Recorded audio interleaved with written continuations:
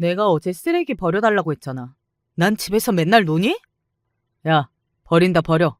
하루 넘긴 거 가지고 되게 떽떽거리네. 바깥일하는 남편한테 어디 옆은 내가. 너만 돈 버니? 너만 벌어? 같이 맞벌이 하는데 집안일은 죄다 내가 하고 고작 쓰레기 버리는 거 하나를 제때 못하냐고. 너 돈을 벌면 얼마나 번다고 내 아들한테 유세야 유세는? 게다가 지금 남편한테 너라니. 거기에 반말까지. 시애미 앞에서 그게 무슨 말버릇이야. 네? 어머님도 아버님한테 야, 너 하며 싸우시잖아요. 그런데 왜 저는 그러면 안 되는데요? 그리고 말문이 막힌 시모는 결국 본인 집으로 돌아가셨습니다. 이게 도대체 무슨 상황이냐고요? 이건 사실 우리 부부가 진짜로 하는 싸움이 아니었습니다. 시부모님 부부싸움이 하도 잦아서 우리 부부가 피해를 입은 통에 벌인 싸움이었죠. 좀 황당하고 어이없고 제일 힘들게 만들기도 했던 우리 시댁 사연. 한번 들어보시겠어요? 안녕하세요. 저는 30대 중반에 딸 하나 키우고 사는 여자입니다. 우리 시부모님은 동갑의 나이인데 아무리 동갑이라도 해도 그렇지 서로 야, 너 하면서 반말이 일상이세요. 처음엔 그런 것이 친근해 보이고 재밌어서 좋았는데 그게 다가 아니었습니다. 겉으로 보면 별일 아닌 일을 시작으로 서로 못 참고 투닥투닥 하는데 그게 또 앞에 자식들이 있건 손주들이 있건 도가 지나치게 싸우시는 거예요. 하루가 멀다 하고 두 분 싸우시는 건 부부 문제니까 100번 이해한다 치는데 부부싸움하고 나서 꼭 시모가 우리 집으로 짐까지 싸서 오신다는 게 문제죠. 일단 그렇게 오시면 하루 이틀 밤은 기본이고 어떤 때는 일주일 넘도록 우리 집에서 머물며 시부한테 시위하나 봐요. 애 키우고 집안일 하랴 일 다니랴 가뜩이나 바쁜데 집에 온 시모의 시중까지 들어야 하니 저는 참 난감했습니다. 거기에다가 자기는 심심하니 괜히 저한테 이런저런 집안일 간섭에 시어른 노릇까지 하려 드니까 미치고 팔딱 뛰겠어요. 너 일 핑계로 집안일을 소홀히 하는 것 같구나. 가스레인지에 이 기름때가 다 뭐니? 참다 못한 저는 남편한테 두 분 화해 좀 시켜보라고 했어요.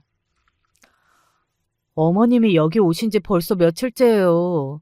대체 언제까지 여기 계신다는 건데? 나도 중간에 미치겠어. 아빠는 아빠대로 엄마가 없으니 집이 조용하니 편하다 하시고 엄마는 그 인간이 나한테 와서 잘못했다고 싹싹 빌기 전까지는 절대 안 들어간다 이러시고. 하지만 저도 스트레스가 쌓이다 보니 점점 못 참고 남편과 말다툼을 벌이고 싸우게 되니 이러다 진짜 우리 부부까지 이혼하고도 남겠더라고요.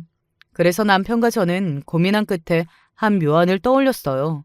앞에서 보여드렸듯이 시부모님이 싸우시는 그대로 우리 부부도 대놓고 싸우댔죠. 일부러 시모 보는 앞에서 남편과 서로 언성 높이고 막말하며 이혼을 한 해 만에 부부싸움을 하는 척을 했습니다. 그 모습을 보던 시모는 난처하다고 방으로 들어가 버리셨고 잠시 뒤에 집에 오실 때 싸운 짐가방 그대로 들고 우리 집을 떠나시더라고요. 아버님, 방금 어머님 저희 집에서 가셨어요. 아마 집으로 돌아가실 텐데 아버님께서 못 이기는 척 잘해주세요. 네? 그래, 알았다. 우리 때문에 너희 시어머니가 집에 머물러서 며느리 네가 고생이 많았겠구나. 그러니까 제발 두 분 사이좋게 지내주세요. 아셨죠? 저희도 자식인데 어머님 아버님 보고 부부싸움까지 배우면 어떻게 하겠어요. 잘생기고 마음씨 좋은 아버님께서 어머님을 가엾게 여기고 좀 봐주고 잘해주세요. 내가 잘생겨? 허이 참. 뭐 소식적에 동네 처녀들 가슴에 불 좀 질러대기는 했지. 그런 게 늙어서도 다 보이냐? 알았다 알았어. 네 말대로 이 아버지가 마음 넓게 쓰며 마누라 봐주고 살게. 이렇게 시부모님의 부부싸움에 새우 등 터질 뻔한 시기는 다행히 잘 넘어갔습니다. 그나마 저는 우리 시아버님하고는 사이가 좋고 이야기도 잘 통합니다. 시집살이나 시키고 며느리 존중해주지 않은 시모한테는 솔직히 챙겨드리고 싶은 마음이 별로 없습니다. 도리상 또 원하는 대로 안 해드리면 성질을 있는 대로 내시니 며느리 된 의무로 맞춰드린 것뿐이죠. 그런데 아버님은 은퇴해서 집에만 붙어있다고 돈도 못 벌어온다고 시모한테 구박받으시니 제가 볼 땐 더 안쓰러운 거예요. 남편하고 결혼할 때 시댁에서 한 푼도 도와주지 않으셔서 보증금 1,000에 월세 35만 원 하는 원룸에서 신혼생활을 시작했거든요. 그 후에도 뻔한 남편 월급에 전세금도 모으지 못한 우리는 여기저기 이사도 참 많이 다녀야 했습니다. 아무리 그렇다고 해도 우리 부부는 돈 없는 시댁이나 친정 부모 원망해 본 적 없거든요. 비단 돈 문제만이 아니어도 시부는 당신 친모를 모시고 살던 시절 시모가 며느리 노릇을 제대로 안 했던 것에 마음이 맺힌 게 많으셨나 봐요. 가만 보면 두 분 싸우시다가 매번 나오는 레파토리가요. 너 우리 며느리 잡돌이 할 거 없다. 저는 내 어머니한테 효부였나? 우리 어머니 아프셨을 때 간병도 안 하고 밖으로 돌아다닌 여편 내가 왜 우리 착한 며느리 구박해? 이렇게 시모의 과거 잘못을 꺼내놓으며 시부는 시모를 원망하고 다그치는 걸 저도 여러 봤으니까요. 또 시모는 자기는 활동적으로 밖으로 다니시면서 아버님이 모임이나 취미활동도 다니는 건 아주 싫어하세요. 심지어 자기한테는 찬바람 쌩쌩 불게 하면서 밖에 나가서 다른 여자들한테는 다정다감하게 대한다고 그 짓거리 못 보겠다고 질투까지 하신다니까요. 옆에서 보면 저는 아버님 심정이 이해가 가고 그래서 몇 번인가 아버님을 도와드렸더니 절 딸처럼 참 예뻐하세요. 한 번은 아버님이 트럼펫 악기 연주 모임에서 손님들 모셔놓고 하는 공연을 하게 되었는데 시모가 거기 나가지 말라고 반대하셨거든요. 그래서 제가 아버님께 따로 필요하신 용돈도 드리고 그 공연을 주변 사람한테 홍보하는 등 도와드렸죠. 아버님은 제 덕에 모임 사람들 앞에서 면이 섰다면서 친구분들 앞에 절 이렇게 소개할 정도로 고마워하셨어요. 얘가 내 하나뿐인 며느리야. 나한테 어찌나 잘해주는지 마누라는 물론 딸도 안 부럽다고. 게다가 시어머니는 없는 살림에 한 푼이라도 벌겠다고 일하고 다니는 저를 못마땅해 하셨어요. 뭐 좋은 회사 다니는 것도 아니고 네가 나가서 돈을 벌면 뭐 얼마나 벌겠냐. 괜히 바깥일 핑계대고 내 아들 밥 안 챙기는 거 아니야? 집안일 같이 하면서 남편한테 빡빡 우기고. 어머님, 이 집에 저 혼자 살아요? 남편도 성인이에요. 집안일은요, 여자만 하는 게 아니고 남편도 같이 분담하는 게 원래 맞다고요. 요즘 것들은 이기적으로 커서 가사 분담 어쩌고 한다지만 난 그 꼴 못 본다. 내 아들이 부엌에 들어가고 손에 물 묻히고 어휴, 생각만 해도 싫다고. 네가 이래서 반찬값 얼마 벌지는 내 모르겠다만 내 아들한테 바가지 긁고 집안일 넘기기만 해봐라. 내가 무슨 말하는지 알겠지?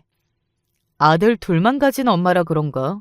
시모의 말씀은 너무 옛날 사고방식이 아닌가요? 전 정말 이해할 수 없었어요. 원래 남편도 처음엔 내가 일하는 것을 반대했어요. 내가 얼마를 벌든지 관심도 없더라고요. 버는 돈을 생활비에 보태라는 둥 그런 말도 안 했으니 다행인지 모르겠지만 내가 하는 경제활동을 남편이나 시모나 다 개무시하고 인정해주지 않는구나 싶어 속상했죠. 뭐냐, 그래. 당신들이 내 돈 관심 끄고 달라 안 하면 잘된 거지 뭐. 대신에 내 노동의 가치를 인정해주지 않은 만큼 이 돈은 오직 내 돈이야. 그거 아세요? 눈먼 돈이 더 쉽게 돈을 벌 수 있다는 사실 말이에요. 당장 내가 먹고 사는 돈 아니고 이 돈 없다고 생활에 큰 지장 줄 거 아니니까 더 배포 있고 과감하게 투자하게 되더라고요. 물론 제가 버는 돈이건 생활비건 1,000원 한 장 허투루 쓰지 않은 알뜰한 사람입니다. 하지만 경제를 배운 것도 아니고 그저 저축밖에 모르던 저에게 귀인이 나타났고 그 귀인 덕에 제가 벌어놓은 돈은 그저 쌈짓돈이 아닌 수준까지 불어나고 말았죠. 당시 새벽에만 하는 건물 청소 부업을 했었는데요. 그 건물에 술에 떡이 돼서 계단을 쪼그려 자던 아저씨 한 분이 있었습니다. 저런, 경매로 집이 날아갔나? 무슨 사연이 있길래 집 놔두고 여기서 주무신대? 내가 청소하던 건물은 무슨 경매나 투자 관련한 회사였거든요. 처음엔 경제적으로 파탄이 난 폐인을 보고 그 아저씨가 있는 자리는 피했는데 자꾸만 보니까 나중엔 연민이 생기더라고요. 어차피 출근 전 아침밥을 짓고 저도 간단히 먹고 나오던 터라 주먹밥 2개 싸서 따뜻한 꿀차랑 같이 아저씨 옆에 둬봤습니다. 다음 날 청소하러 나오면 내가 놓은 것들은 사라져 없고 또 그 아저씨는 거기서 자고 있었어요. 내가 드린 밥은 잘 드셨나 보네. 하고 또 하루는 가져간 담요를 덮어줬습니다. 초여름이라고는 하지만 새벽에 쌀쌀했으니까요. 이렇게 작은 호의지만 몇 번인가 더 도와드렸어요. 어느 날 여느 때와 같이 주먹밥을 옆에 놓고 돌아서는데 잠에서 깬 아저씨가 내 손목을 덥석 잡고 처음으로 말을 걸었어요. 아줌마, 나 노숙자 아니요. 왜 나한테 이렇게 챙겨줍니까? 아, 알죠. 그냥 안쓰러운 마음에 그랬어요. 기분 나쁘셨어요? 그럼 저 이제 안 그럴게요. 미안해요. 근데 허둥지둥 가려는데 날 그 아저씨가 잡더라고요. 놀라셨어요? 그게 아니라 가족도 버린 몸인데 생판 남인 웬 아줌마가 날 도와주니까 이상해서 물었죠. 우리 어머니 생각도 나고 혹시 날 아는 사람인가 했습니다. 저는요, 그쪽 전혀 몰라요. 다만 아주 나쁜 상황인 것 같아서 아침 드시라고 그냥 밥 좀 놔줘주고 간 거니까 개의치 마세요. 그러니까 갑자기 아저씨는 나에 대한 경계를 풀더니 자기 이야기를 시작했습니다. 많은 시간이 흘러 모두 정확히 생각나지는 않지만 대략 그랬어요. 유명한 투자 회사에 다니던 아저씨가 욕심이 생긴 나머지 고객의 돈까지 손을 대서 여러 투자를 했대요. 그런데 뜻하지 않게 큰 손실을 입고 횡령한 사실까지 회사에서 알아차려져 쫓겨났대요. 자신의 모든 것을 잃게 되자 아내는 딸을 데리고 아저씨를 떠나버려 혼자가 되었답니다. 나 망한 거야. 다 내 잘못이니까 감수할 수 있는데요. 홀로 사는 우리 엄마 시골집이랑 땅까지 담보로 대출을 끌었었습니다. 그리고 기한이 지나도록 이자도 못 갚으니 경매로 넘어갈 거라고 은행에서 말하더군요. 나 때문에 평생 살아온 엄마 집까지 날릴 수는 없었어요. 그래서 여기에 진치고 있게 되었죠. 그런 안타까운 사연을 듣고 나니 다음에는 좀 더 신경 써서 밥을 보온 도시락에 싸서 드리고 같이 얘기도 짧게 나누게 되었습니다. 그렇게 며칠이 지나고 아저씨는 자신의 목적을 이루었다며 이제 여기 올 일이 없다고 했어요. 아주머니 덕에 저 용기 많이 얻었습니다. 다시 일어서 보려고요. 앞으로 여기서 자는 일은 없겠지만 제가 아줌마 은혜 갚을 수 있도록 해주세요. 아저씨는 전보다 밝아진 얼굴로 잡혀를 구했고 나는 꼭 성공하시라 그러고 보냈습니다. 이렇게 인연을 맺게 된 아저씨는 이듬해부터 나에게 하나씩 투자 정보를 주기 시작했어요. 그런데 진짜 그 말대로만 하면 꼭 주식이 오르더란 말입니다. 아주 희한했어요. 점점 돈은 불어나서 신나있던 저에게 아저씨는 위험천만한 투자를 제안했죠. 가상화폐라고 아시죠? 비트코인이 그중 제일 안전하니까 거기에 몰빵하세요. 그리고 뉴스나 뭐 그런 건 보지 말고 한 1, 2년쯤 있다가 제가 얘기할 때 그때 파시면 됩니다.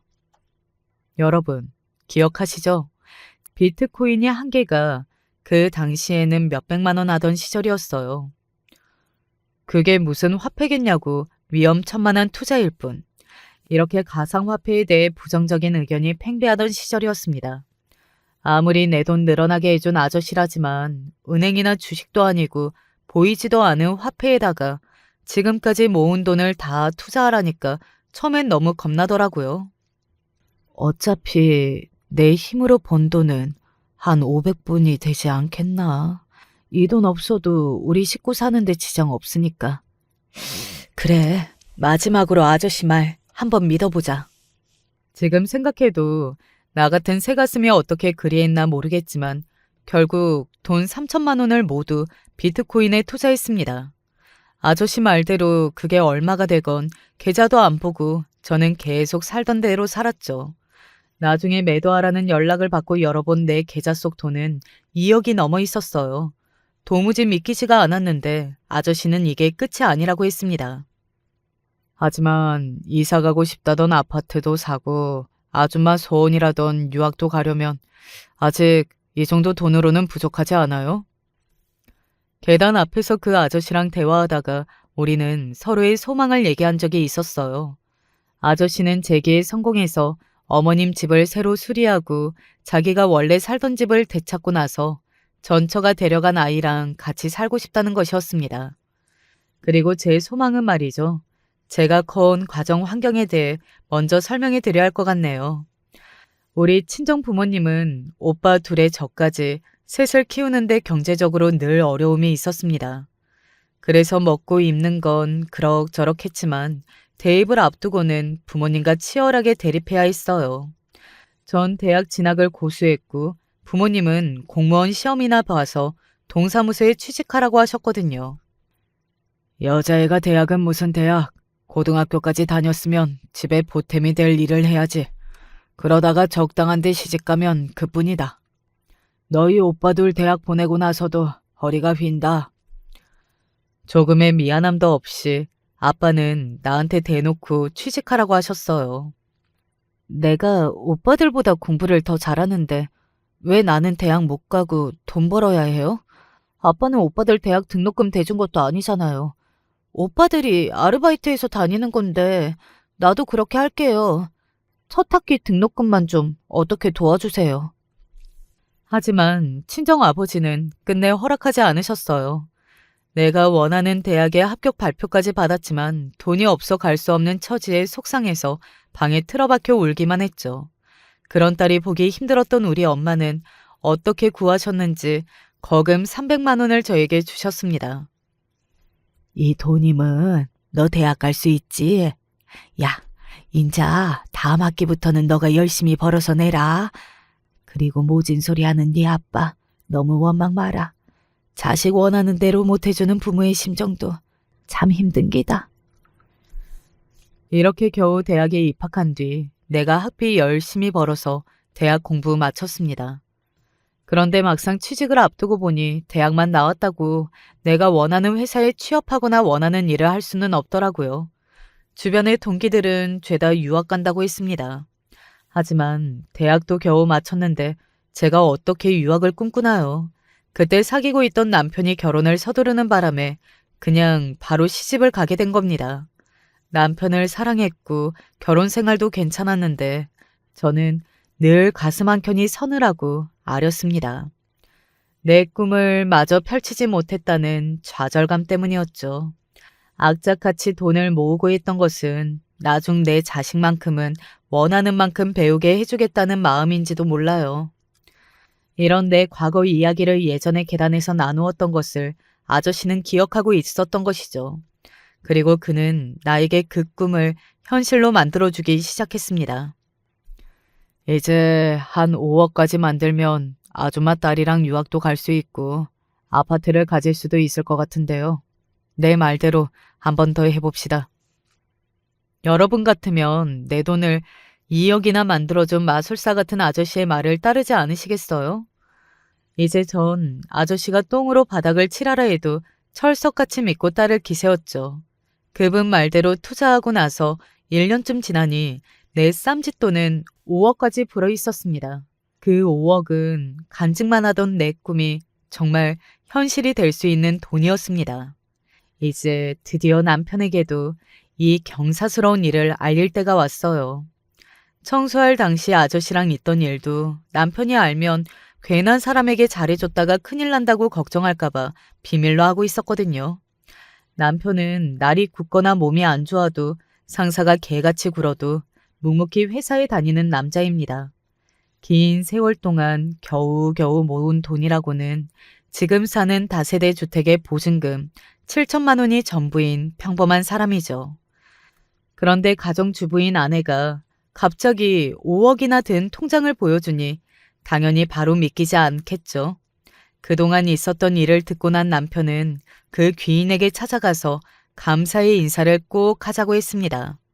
정확히 무슨 일을 하는지 모르지만 늘 바빠 보였던 아저씨에게서 겨우 시간 약속을 잡아서 아저씨 집으로 찾아갔습니다. 서울 강남의 으리으리한 고급 빌라에 살던 아저씨는 나와 남편을 반갑게 맞이했어요. 아줌마도 참 이렇게까지 직접 인사하러 올 필요 없다는데도. 선생님, 말씀 많이 들었습니다. 우리에게 이렇게 큰 행운을 주셔서 정말 감사드립니다. 아닙니다. 마음 따뜻하고 똑똑한 아줌마에게 제가 은혜를 입었죠. 전 그 은혜를 갚은 것뿐입니다. 아저씨, 그동안 투자를 도와주어서 정말 감사해요. 그리고 이제부터는 어디에 투자하면 될까요? 그러자 아저씨는 눈썹 한쪽을 실룩거리며 저에게 되물었습니다. 아줌마는 계속 내 말만 듣고 투자하시게요?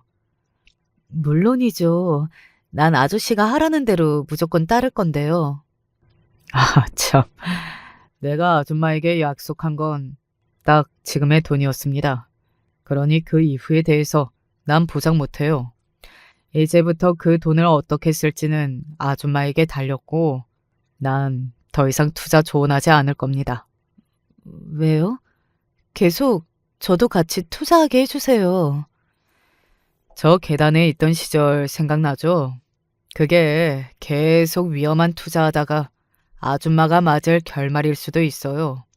또한 지금까지 돈이 불어난 건 아줌마의 힘으로 한 게 아니잖아요. 그 어떤 사람이라도 남의 말만 듣고 하다가는 결국 그 돈, 아니 그 이상을 잃을 수 있다는 걸 명심하세요. 아저씨는 더 이상 나를 자기 투자에 껴주지 않겠다고 무서울 만큼 냉정하게 얘기했습니다. 그러고 이야기를 좀 더 나누다가 그 집을 나서는데 저는 그만하자는 아저씨의 말에 충격이었고 약간의 배신감마저 들던 차였어요. 그런데 난 저분 말이 정말 맞다고 생각해. 계속 자기 말만 믿고 투자하라고 했으면 나 저 사람 사기꾼으로 의심할 수도 있었는데 지금 하는 말 들어보니 구구절절 옳은걸. 남편의 말 듣고 저도 곰곰이 생각해보니 내 능력 밖의 돈을 얻게 되었고 그것만으로도 감사하다고 여겨야 하는데 난 그 이상의 욕심을 낸 것이었습니다. 내 자신이 부끄럽고 한심했어요. 거액의 투자 성공으로 들떠있던 마음을 진정시키고 전 원래대로 지내려고 노력했어요. 초심을 찾고자 건물 청소 부업을 다시 시작했는데 예전과 달리 전 부자가 된 기분으로 하루하루 보냈습니다. 이전부터 내 꿈을 알고 있던 남편도 딸과 유학을 다녀오라고 허락했고요. 그래서 전 유학을 준비하고 또 사고 싶었던 아파트도 알아보면서 내가 원하는 인생으로 한 발자국씩 걸어가고 있었죠. 그런데 어느 날 한 통의 전화를 받게 됐습니다. 주영애미야, 의논할 일이 있으니 당장 집으로 좀 와라. 반갑지 않은 시모의 연락에 또 아버님과 싸우고 나한테 하소연하시려고 그러시나 갸웃거리며 시댁으로 갔습니다.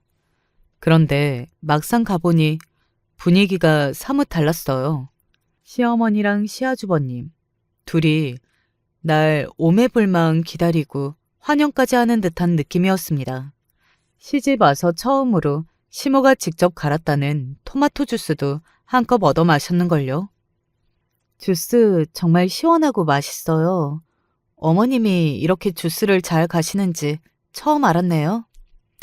난 맨날 엄마가 아침마다 이렇게 갈아주는데 재수 씨는 처음 먹어요? 자기 배를 긁으며 아주버님은 쉰소리를 늘어놓았습니다. 이제 처음 여러분에게 소개할 시댁의 마지막 한 사람, 바로 시 아주버님 말이죠. 직업은 컴퓨터 프로그래머로 사회 초년생 시절 직장에서 안 좋은 일, 이른바 따돌림 사건을 겪은 뒤로는 집에서 프리랜서로 일하는 분이었습니다. 아주버님을 처음 만난 건 남편과 결혼하기 전 시댁에 놀러 갔을 때였어요. 시부모님이 여행을 갔으니 빈집에서 놀자는 남편의 얘기에 둘이 신나게 놀고 있었죠. 한참 거실에서 영화를 같이 보다가 우린 그만 야릇한 무드가 되어버렸고요. 서로 얼굴을 다가가 입을 맞추며 사랑을 피우려는 그때 끽, 쿵, 후다닥 하는 소리가 났습니다.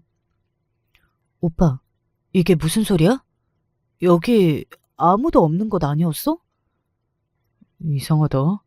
분명 엄마 아빠는 안 계신 걸 확인했는데. 설마. 누군가 떠올랐던 남편은 바로 어느 방으로 달려가더니 문을 활짝 열어젖히고 큰 소리를 내었어요. 형? 왜 여기 있어? 지금 회사에 있을 시간 아니야? 나 오늘 회사에서 잘렸어. 난 내 방에 가만히 있을 테니 너는 여자친구랑 하던 거나 계속해라. 오 마이 갓. 남편 형이 집에 있는지도 모르고 키스도 하고 그랬는데 이 민망함을 어쩌면 좋아요. 얼굴이 화끈해져서 옷이랑 가방 챙겨서 다급히 나갔고 뒤쫓아온 남편은 우리 집까지 바래다 주겠다고 하고 같이 걸었습니다. 오빠는 참 집에 형이 있는지도 모르고서 날 집으로 데려가면 어떡해. 미안. 난들 형이 회사에서 잘리고 집에 있는지 미리 알았나? 근데 이상해. 우리가 1시간도 전부터 들어와서 시끄럽게 있었는데 왜 나와보질 않아? 없는 사람인 척을 하시냐고. 사실은 우리 형 평범한 성격은 아니야. 아주버님은 사람들과 어울리기 힘들어하고 눈치도 없는 성격이라 늘 인간관계에 문제가 있었다고 그때 처음 이야기를 들었어요. 그리고 시집 와서 겪어본 아주버님에 대한 내 생각도 그와 같았습니다. 처음 만났던 당황스러웠던 때의 기억을 꺼내서 나를 놀리는 건 기본이요. 내가 그런 말 싫어하는지 눈치도 못 채나 봐요. 식탐은 또 어찌나 많은지 음식을 하고 있으면 몰래 부엌에 와서 다 먹어 없애버려서 상에 차릴 것이 없을 지경이에요. 아주버님, 아까 부쳐둔 전이 한 소쿠리나 됐는데 이걸 다 드셨어요? 곧 제사상에 올려야 하는데 이걸 언제 또 하나? 그거 따로 더 있는 거 아니에요? 요리하는 김에 음식 좀 넉넉히 할 것이지. 나는 얼마 안 먹었다고. 이렇게 일을 난처하게 만들고서 미안한 기색도 없이 도리어 내 탓이나 하고 있으니 아주버님이 얄미웠죠. 야, 우리 큰아들 말이 다 맞아. 빨리 부침가루랑 다 가져와. 제사상 다 차리기 전까지 더 부쳐오면 되지. 뭔 잔소리가 그리 많아. 가뜩이나 시모랑 둘이서 제사 음식 하는 것도 힘들어 죽겠구만. 이렇게 일을 더 보탠다니까요.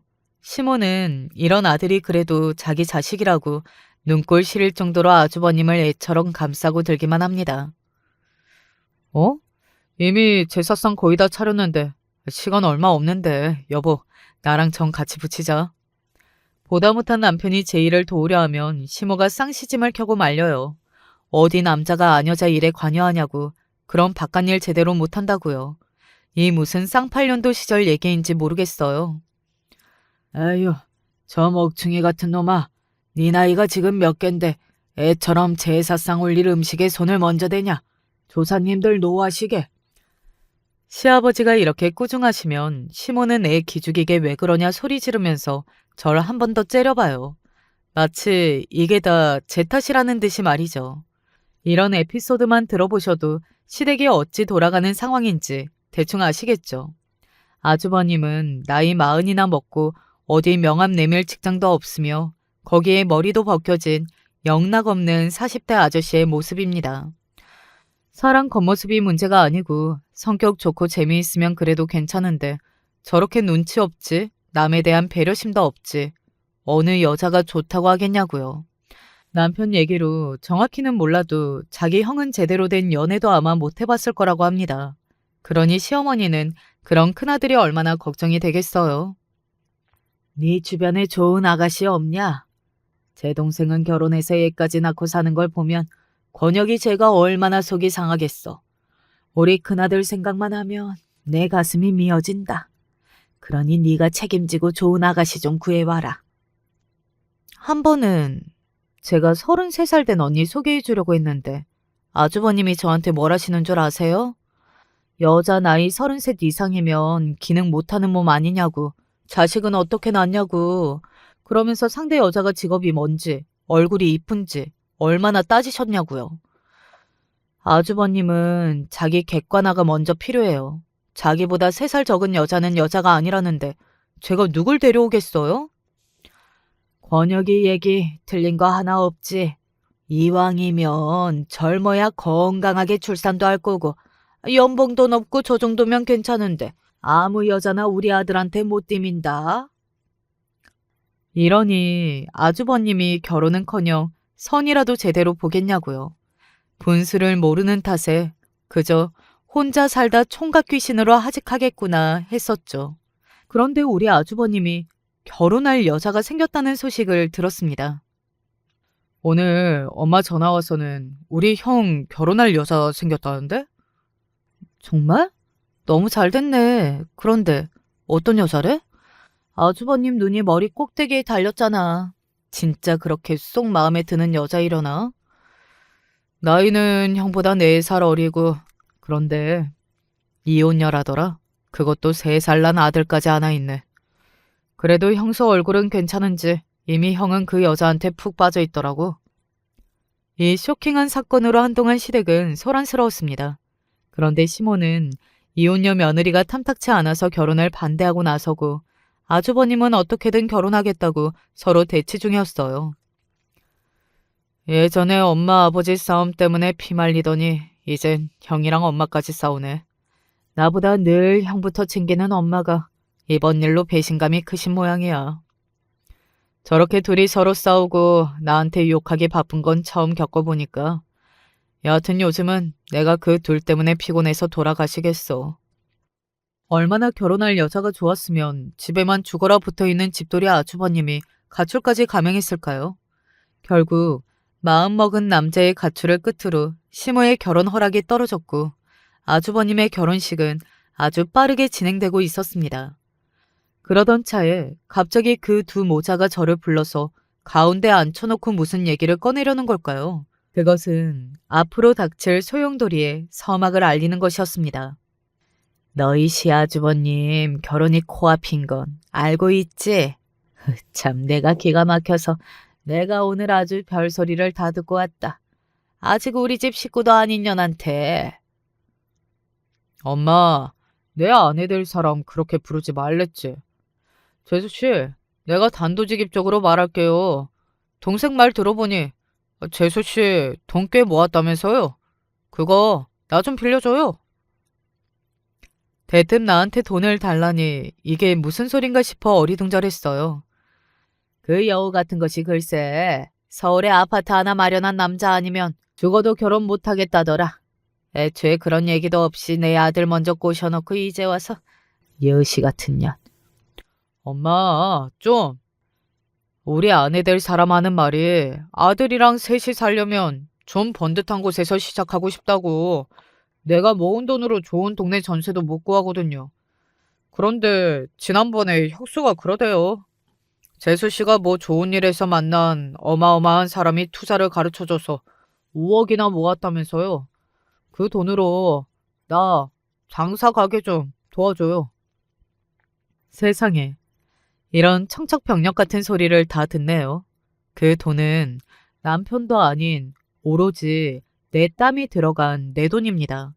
유학도 가고 집도 사려고 하던 참에 엉뚱한 사람이 나타나서 내 돈을 빼앗아가려 한다니 다급해진 저는 반대하고 나섰죠. 그 돈은요, 오로지 제 힘으로 저 혼자 모은 돈이에요. 늘 가슴에 품고 있던 내 외국 유학 자금이 될 거고요. 우리도 지금 허름한 전셋집에 살잖아요. 우리 집도 사야 하고요. 죄송해요. 저 못 빌려드려요. 잠깐만. 이 무슨 귀신 씨나라 까먹는 소리야? 유학? 애 딸린 아줌마인 네가 지금 유학 가겠다는 소리냐? 어이가 없네. 나 돈 빌려주기 싫다고 재수씨 이상한 이유 막 갖다 붙이는 거 아니에요? 그러게 유학은 개뿔. 네 딸도 아니고 다 늙은 네가 무슨 유학이야? 쓰잘데기 없는 소리 말고 당장은 너희 아주버님 결혼부터 시키는 게 우선이야. 그러니까 서로 좀 좋게 빌려줘. 두 모자는 생떼까지 써가며 나한테 돈을 요구했고 더구나 내 오랜 꿈을 비웃어댔습니다. 이제 예이고 뭐고 전 화가 머리 끝까지 나서 그만 소리를 내지르고 시댁을 나와버렸죠. 아 글쎄 그 돈은 내 전부나 마찬가지라고요. 절대 못 건드리세요. 이게 보자 하니까 아주 건방지네. 그러자 시모는 나한테 소리를 질러대며 내 뺨을 한 대 올리고 말았습니다. 급기야 머리채 잡고 아주 구타하려고 나서는 시모를 아주버님이 겨우 말렸어요.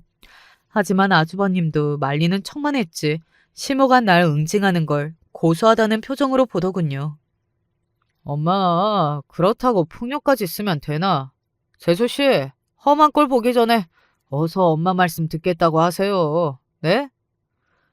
저 미친 시모가 또 어떻게 나올지 모르겠다는 두려운 마음에 도망치다시피 시댁에서 뛰쳐나왔어요. 이 어이없는 상황에 집까지 오는 길에 혼잣말로 욕까지 해대며 씩씩대고 왔습니다. 날 피해 지나가던 행인들은 아마 제가 미친년인 줄 알았을지도 몰라요. 집에 와서도 그 분이 풀리지 않아서 맥주캔을 바로 입에 들이부었습니다. 따가운 맥주의 탄산이 목에 달라붙으면서 조금씩 흥분이 진정되고 찬찬히 생각해 보았어요. 어떻게 그래도 며느리인데 손찌검을 다 한다? 이 일을 어떻게 하지? 무엇보다 내 돈 진짜로 억지로 가져갈까봐 너무 무섭네. 하지만 내 통장에 든 돈인데 자기들이 뭐 어떻게 가지고 가겠어. 진정하자. 나 역시 강하게 내질렀으니까 다신 돈 달라는 소리 못 꺼낼 거야. 어떻게 해볼 테면 또 해보라지. 누가 무섭나? 그리고 돈 빼앗기기 전에 빨리 한국을 떠야겠다 싶어서 속도를 높여 유학 갈 준비를 했습니다. 그럴 필요도 없는데 마음이 급해지니 바로 2달 뒤에 출발하는 나와 딸 2사람의 비행기표까지 끊어놓았고요. 게다가 미리 연락한 부동산 중 한 군데에서 연락이 와서 아파트를 둘러보고 계약까지 마쳤습니다. 이렇게 일사천리로 내가 계획한 일들을 처리하는 동안 시무의 전화가 있었고 집에도 오셨지만 전 끝내 만나는 것을 거부했습니다. 내 뺨까지 손댄 사람이에요. 아무리 시무라 해도 대면하고 싶지 않았습니다.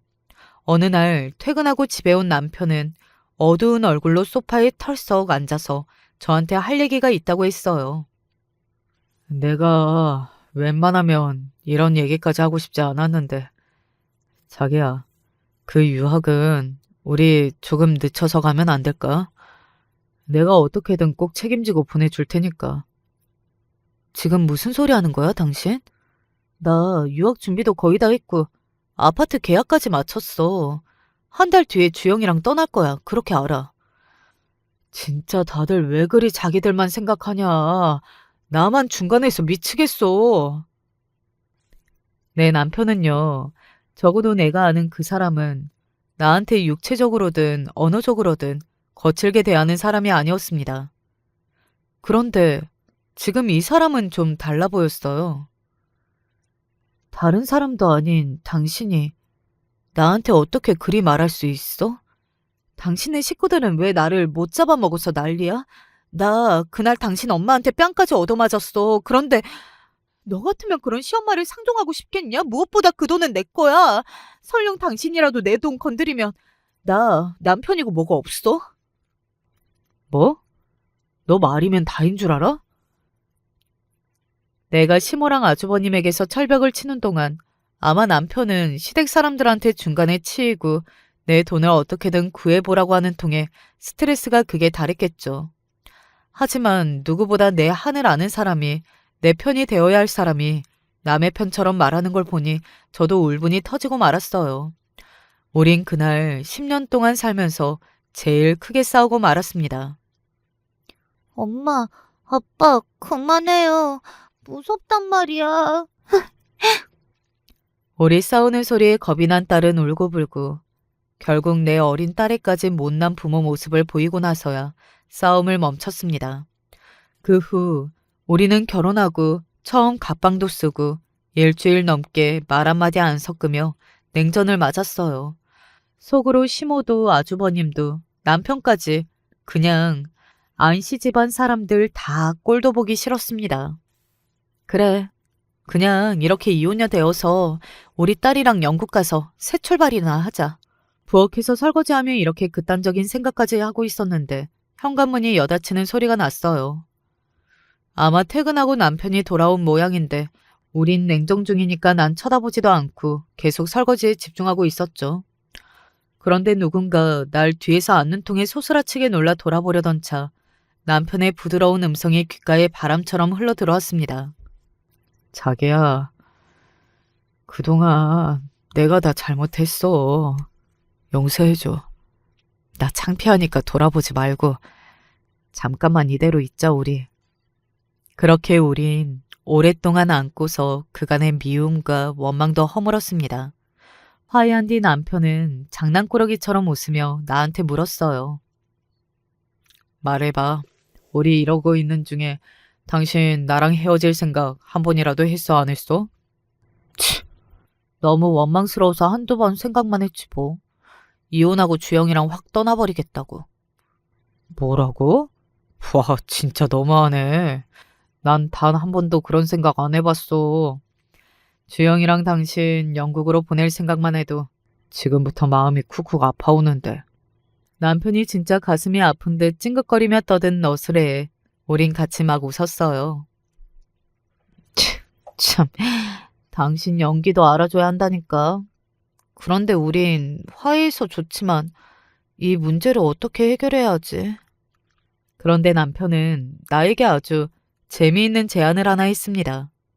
우리가 시댁통 구걸에서 벗어날 수 있는 아주 재미있는 일을 꾸미기 시작한 거예요. 남편은 출근할 때 입을 옷 몇 가지랑 간단한 소지품을 챙겨서 시댁으로 갔습니다. 그 이후 우리 남편이 시댁에서 벌였던 일들은 직접 보진 못했고 남편에게서 들었거든요. 그 이야기를 여러분께 전해드릴게요. 시댁에서 짐가방 들고 터덜터덜 들어서는 남편을 보고 시모는 놀라서 갑자기 왜 집에 왔냐 물었다죠. 아, 말도 마세요. 이게 다 엄마랑 형 때문이니까. 뭐? 주영애미가 바가지 긁더냐? 제 돈 못 주겠다고? 그녀는 아주 돈벌레네 돈벌레. 맞아요. 그래서 나 그 여편네랑 헤어지려고요. 뭐시?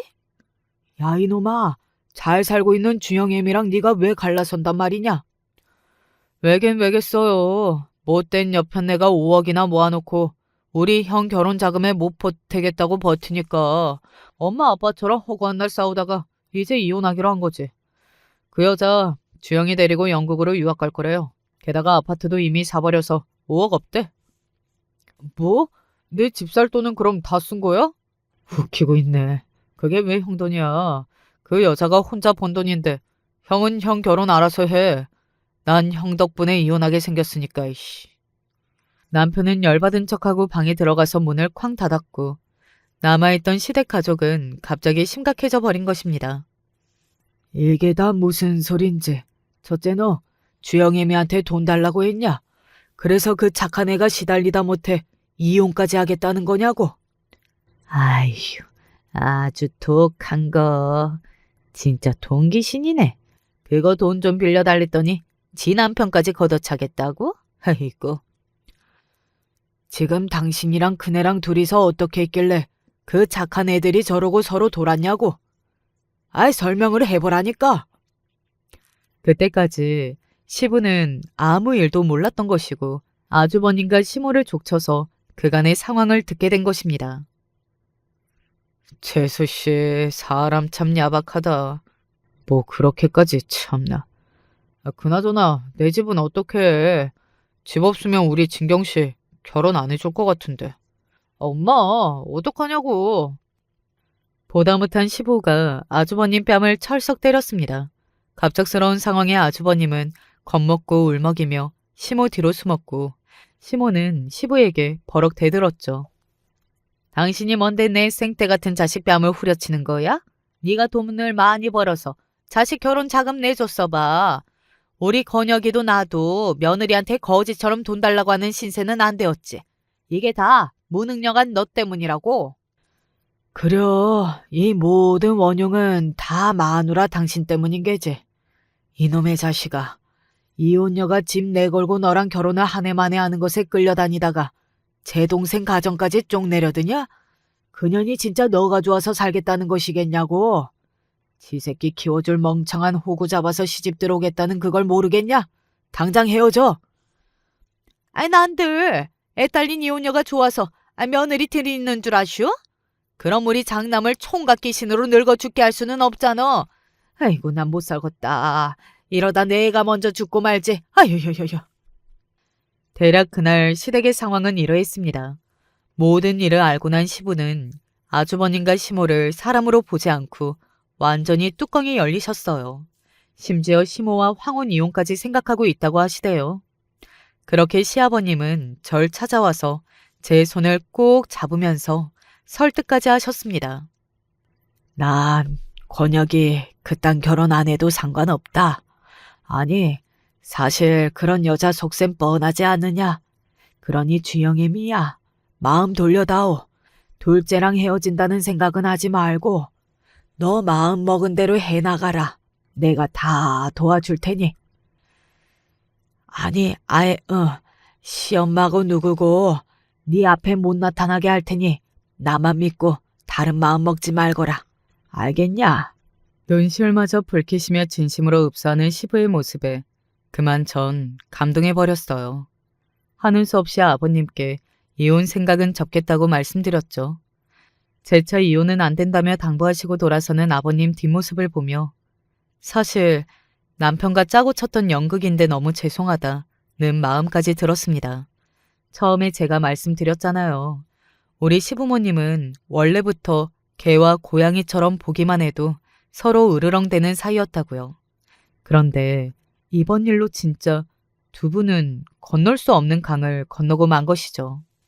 설마 거기까지야 갈까 했는데 아버님은 작정하시고 가정법원에 이혼 서류를 내려갔다는 얘기를 듣고 급히 남편과 양재동으로 달려갔습니다. 아버지, 왜 이렇게까지 하십니까? 엄마랑 이혼이라뇨. 놔라, 너희 엄마랑 하루도 같이 못 산다. 예전처럼 홧김에 그러는 거 아니다. 충분히 생각했는데 목숨 붙어있는 날이 한 달이건 1년이건 간에 하루라도 마음 편히 살고 싶구나. 아버님의 눈빛은 정말 그 전과 전혀 달랐습니다. 큰일이다 싶어서 전 바로 그 거리에 무릎까지 꿇고서 아버님께 간청드렸어요. 아버님, 정말 죄송합니다. 저희 부부는 사실 진짜로 이혼하려던 건 아니었어요. 시어머니랑 아주버님이 너무 강경하셔서 수호를 부린 건데 일이 이 지경까지 될 줄은 모르고 제발 용서해 주시고 이혼은 멈춰주세요. 아버님은 멈칫하시고서 한참 동안 한숨만 푹푹 내쉬셨습니다. 얼마간의 시간이 흘렀을까? 이웃과 아버님은 그럼에도 이혼하겠다고 하시며 법원 안으로 들어가셨어요. 우리의 힘으로는 도저히 잡을 수 없을 만큼 단호하게 말입니다. 멍하게 서서 우리가 얼마나 큰 실수를 저질렀는가를 반성하고 또 반성했어요. 걱정 마. 어차피 이렇게 될 일이었는지도 몰라. 당신은 유학 준비만 신경 써. 내가 우리 집 일은 잘 해결해 볼 테니까 당신은 죄책감 갖지 말고. 무거운 마음이지만 결국 전 예전대로 유학길에 올라갔습니다. 인천공항에서 딸은 아빠와 헤어지기 싫다고 울고불고 이별의 순간을 맞고 있었어요.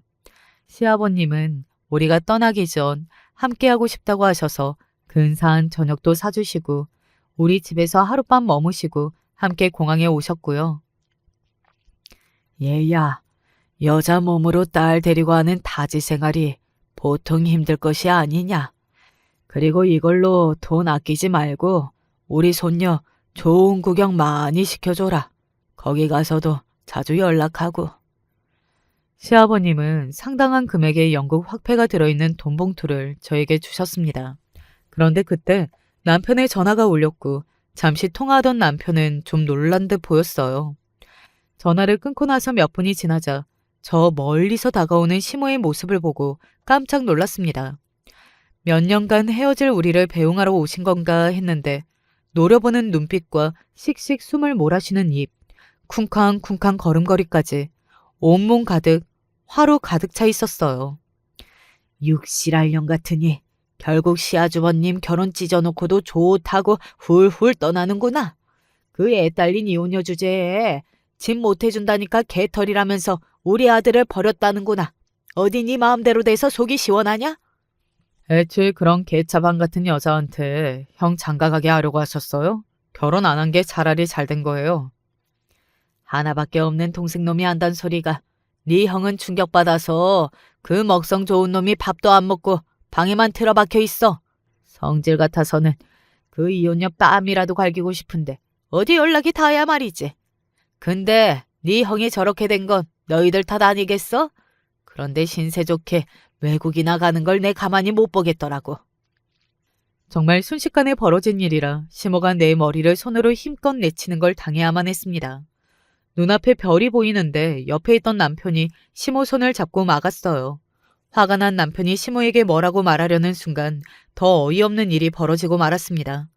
시부가 시모의 뺨을 철썩 내리치고 만 거죠. 이 여편네가 내가 그토록 얘기했는데 지금 이 무슨 개 같은 짓이야. 외국으로 가는 손녀가 보는 앞에서 며느리를 때려?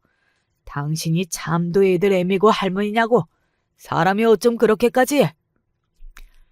시부는 울부짖다시피 시모를 비난했고 처음 보는 시부의 강경한 모습에 시모는 아주 당황스럽고 서러운 눈빛으로 보고 있었습니다. 어느덧 공항에 있던 모든 사람들이 우리의 막장 쇼를 보고 있다는 걸 눈치챘고 우리 부부는 딸과 시부모님을 데리고 다른 조용한 곳에 가서 상황을 풀어보려 했습니다.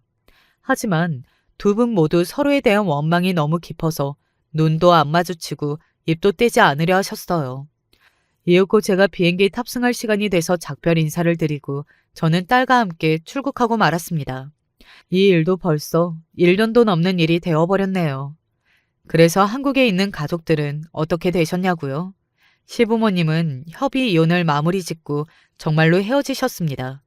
원래 살던 집에는 시모와 시아주버님 둘이 사시고 아버님은 남편과 함께 우리가 살던 집에서 살고 계십니다. 아버님은 사실 혼자 따로 집을 얻어 나가고 싶어 하시지만 아내와 딸도 없는 마당에 같이 살자고 남편이 붙잡아서 계신 것 같아요. 황혼 이혼 후에 아버님은 모임이나 취미 활동도 왕성하게 하시며 건강히 아주 잘 지내고 계신데요. 하지만 시모는 여전히 원망과 분노에 사로잡혀서 그리 잘 지내시지 못한다고 합니다. 가끔 남편이 안부 전화를 드려도 아주버님의 결혼 파탄 책임이 너희 부부라는 둥 며느리 때문에 다 늙어 자기가 이혼녀가 됐다고 우리 욕만 하신다네요. 시모의 원망과 분은 아무래도 쉽게 사그라들 것 같지 않습니다. 그렇다 보니 남편도 시모 계신 집에 안 간 지 한참 되었다고 자기도 이제 지쳐서 안부 전화도 안 할까 싶다고 하네요. 아마 시모의 태도가 변치 않은 한 결국은 연이 끊어지지 않을까 싶습니다. 지금 영국에서 저랑 딸아이는 적응해서 잘 지내고 있습니다. 하지만 부슬부슬 비 오는 날이면 한 번씩 그때 생각을 하고는 해요. 내가 만약 그때 돈 5억을 아주버님께 내어드렸다면 난 어떻게 살고 있을까? 그랬다면 시부모님은 이혼까지 가지 않았을까? 라고요. 그런 죄책감이 들 때면 우리 가정과 시아버님을 위해 정말 잘해야겠다고 다짐합니다. 한 번은 통화하다가 이 얘기를 꺼냈을 때 아버님이 그러셨어요. 우리 부부 사이는 너희 자식들 생각보다 훨씬 더 심각했다. 어차피 터질 상처가 곰고 곰다가 터진 거고 덕분에 난 지금 아주 활기차게 잘 살고 있지. 다 네 덕분이다. 오히려 고맙구나.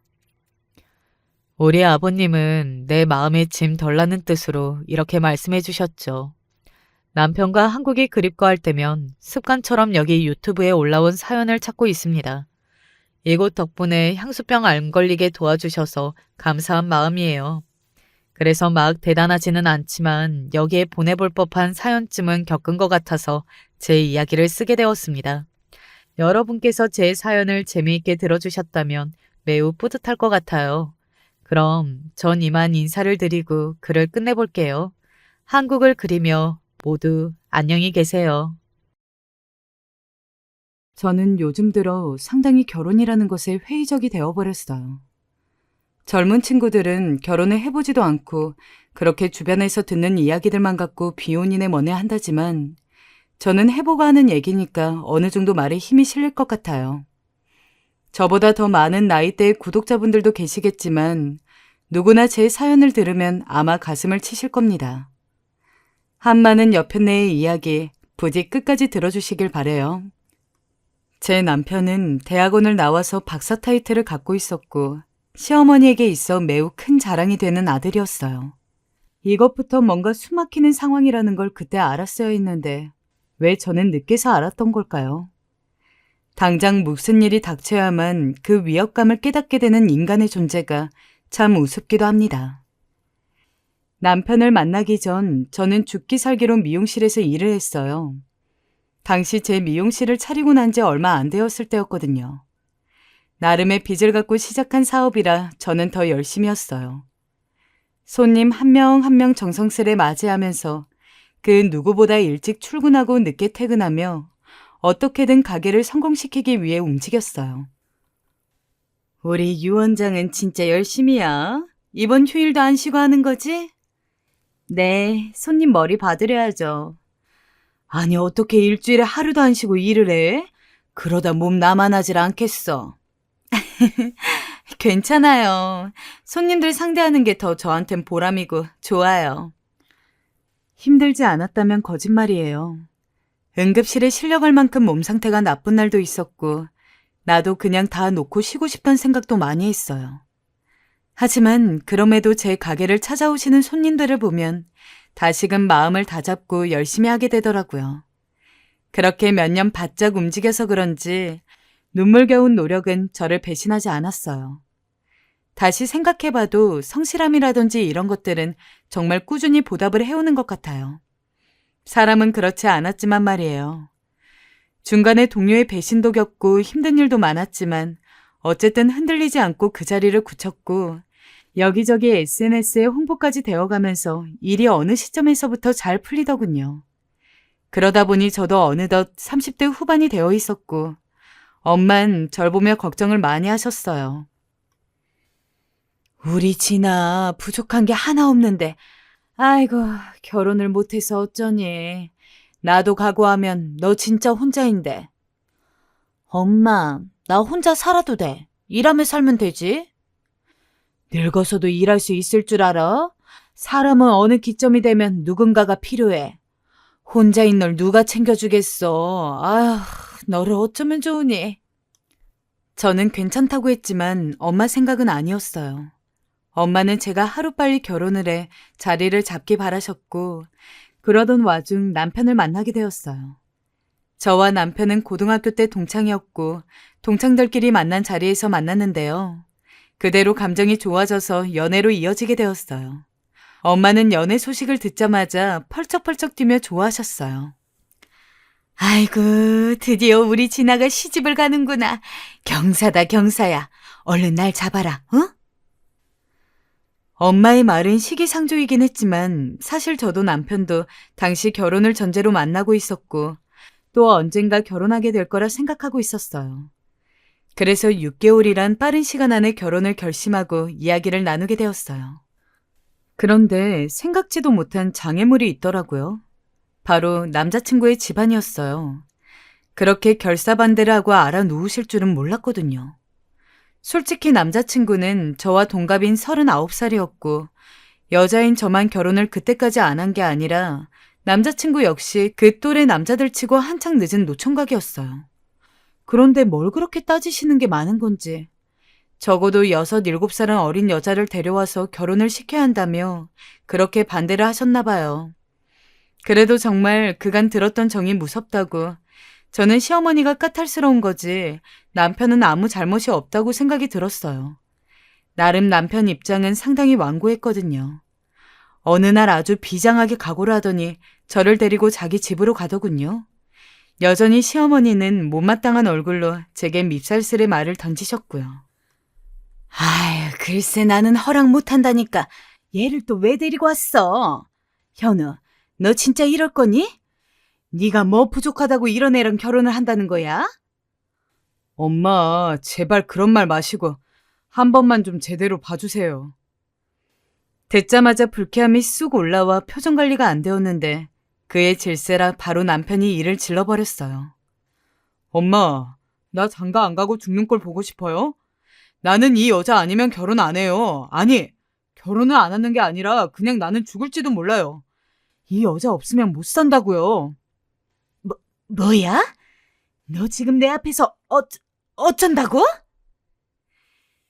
이 말에 시어머니는 뒷목을 잡고 어쩔 줄 몰라 하셨고 결국 옆에 계시던 아버님이 설득하셔서 저와 남편을 내보내었어요. 겨우겨우 우리는 그 자리를 나오게 되었는데 남편은 그때까지도 자신이 잘한 거라며 일말의 후회도 없어 보였어요. 저는 일이 더 커진 거 아닌가 하여 걱정을 했는데 말이죠. 하지만 며칠 후 생각지 못한 놀라운 소식이 들려오더군요. 시어머니가 저를 부르시더니 이런 말로 결혼을 허락해 주신 겁니다. 결혼은 허락하마. 대신 내 말 잘 들으라. 당시 내 말 들으라는 말이 좀 의미심장하고 불안하긴 했지만 일단 저도 감사하다고 말씀드렸어요. 아들의 결심이 단단하니 자식 이기는 부모 없다고 어머니는 어쩔 수 없이 허락을 해주신 거였어요. 솔직히 말해서 시어머니가 이렇게 강한 사람이니 제가 이 나이에 결혼해 괜히 시집살이를 하게 되는 건 아닌가 걱정이 많을 때였어요. 남편에겐 말하지 않았지만 친정에도 말해 결혼을 물을까 하는 고민하고 있었고요. 허나 갑작스레 떨어진 허락에 남편이 너무도 기뻐했고 저도 그때가 되니 우리가 인연인가 보다 하고 결혼을 그대로 진행하게 되었어요. 내가 정말 잘해줄게. 진아야 고마워. 나랑 결혼해줘서. 남편은 저에게 지극정성이었어요. 그렇게 말하는 남편을 보니 저도 그래 이왕 하게 된 결혼 잘 살아보자 하는 의욕이 솟더라고요. 하지만 그렇게 허락을 받았다고 해도 당장 어떻게 살고 뭐를 어찌할 건지에 대한 대책이 있는 것은 아니었어요. 남편도 대학 졸업하고 거의 10몇 년을 공부만 했던지라 직장도 제대로 없고 모아놓은 돈이 없었거든요. 하지만 어찌되었던 저에게 목숨을 걸어가며 이렇게 맹렬하게 결혼을 외친 사람이니 그 이상 저도 더 바랄 게 없게 되더라고요. 서로 사랑하는 사이인데 있는 쪽이 좀 더 내면 어떤가 싶었고요. 그래서 신혼집도 제가 주변을 알아보고 30평대로 새로 사서 들어가게 되었어요. 어찌되었건 저는 어머니한테 더 이상 싫은 소리를 듣고 싶지는 않아서 그 나이에 남의 아들 뺏어가는 죄로 결혼식장 예약부터 해서 신혼집 예단이나 이것저것 엄청나게 화려하게 했어요. 사실 이 문제도 꽤나 시끄러운 문제였는데요. 시어머니가 저를 불러 먼저 그러시더군요. 그래, 집은 어디로 잡을 거니? 집은 제 직장 근처로 잡을 생각이에요. 30평대로. 둘이 살기 괜찮은 곳 봐둔 게 있고요. 뭐? 네 직장 근처? 아니, 그럼 우리 집에서 너무 멀어지는 거 아니냐? 아니요, 멀어진다기보단 차로 30분 거리예요, 어머니. 30분이라니 멀어도 너무 멀구나. 시어머니는 대놓고 실망하셨고 그래서 어쩔 수 없이 알아봐둔 집보다 좀 더 비싸지만 시어머니 댁에 가까운 집으로 가게 됐어요. 이뿐만이 아니었죠. 나는 이 정도로 생각한단다. 시어머니께서 대뜸 절 불러 건네신 예당문록은 황당하리만치 길었어요. 자기가 평소 갖고 싶었던 안마 의자부터 시작해서 백까지. 자기 나름대론 간소하다고 하지만 제가 봤을 땐 절대 간소한 게 아니었어요. 결국 이 문제는 저희 엄마 귀에까지 들어가게 되었고 아니, 그 집 뭘 그리 바라는 거야? 하고 난리를 치시게 되었어요. 저 역시 이렇게까지 하면 시집가고 싶진 않았기에 제 의견을 비교적 명확하게 전달했습니다. 어머님, 이건 못 해드리고요. 여기까지 해드릴 순 있어요. 아니, 안마 의자를 빼겠다고? 아니, 왜? 이 그릇들은. 죄송해요, 어머니. 거기까진 무리일 것 같아요. 시어머니는 옆에 저희 엄마가 계셔서 그런지 더 말씀을 못 이으셨어요. 어쩔 수 없이 입술을 꼭 깨무시는데 눈은 저를 한껏 매의 눈으로 노려보고 계셨죠. 그때 알아봤어야 하나 봅니다. 시어머니가 보통 사람이 아니라는 걸. 허나 어쨌든 저는 시어머니에게 빈정이 상하더라도 그 일은 넘기게 되었고 대신 남편에게선 많은 위로를 받았어요. 나도 우리 엄마가 저런 사람인지 몰랐어. 당신한테 부끄럽고 미안해. 내가 엄마는 어떻게든 잘 달랠게. 우리 엄마가 아이 같은 면이 많으셔서 그래. 아무튼 남편은 저에게 죽자 살자 올인한 상태였으니 그 모습을 불쌍히 여겨야지 어쩌겠나 싶었어요. 자기도 어머니의 저런 모습을 싫어하고 있었고 어떻게든 제 편이 돼주려고 있었으니까요. 그런데 결혼을 하자 하나 안 맞는 게 있었으니 바로 구직 활동이었어요. 자기가 박사라는 남편의 자존심이 대단했거든요. 나는 대기업이어야만 해. 내가 갖고 있는 타이틀이 있는데 어떻게 그저 그런 데를 가. 솔직히 저는 한숨이 나왔어요. 아무리 본인이 공부한 시간들이랑 현재 갖고 있는 직함 같은 게 있다지만 그 나이가 되어서 대기업에 들어가려고 하는 게 이해가 안 되더라고요. 남편보다 10대 어린 창창한 애들. 그러면서도 학력 좋고 머리 회전 빠르고 체력 좋은 애들이 차고 넘치는데 말이에요. 여보, 요즘 대기업 아니더라도 그냥 괜찮은 곳 들어가서 몇 년 돈 벌다가 대기업으로 옮겨도 되는 거잖아. 처음부터 목표를 그렇게 높게 잡을 필요가 있어? 당신 지금 나 무시해? 나 박사야. 내가 왜 그런 데 가야 해? 당신도 나 못 믿어?